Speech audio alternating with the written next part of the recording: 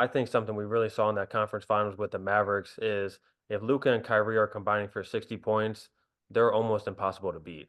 So that's my first key for the Celtics is you absolutely have to keep those guys right around 55 points at the max. If they get 60, 65 plus, like we saw a couple of times in that Timberwolves series, it's really hard to slow them down, especially because they're nearly impossible to stop in that fourth quarter.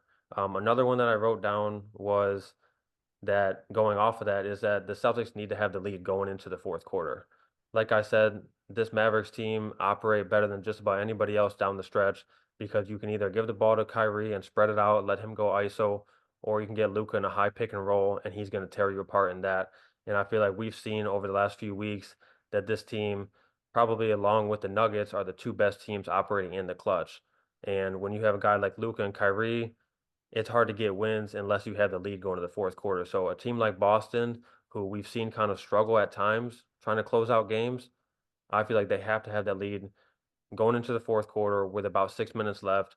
They need to be up by a couple possessions so that they have some room for error. If Luka and Kyrie are putting up 60, 70 points, Tatum and Brown have to be on par with that in order for them to be successful and eventually win this series. Number two, again, you mentioned Jason Tatum impact.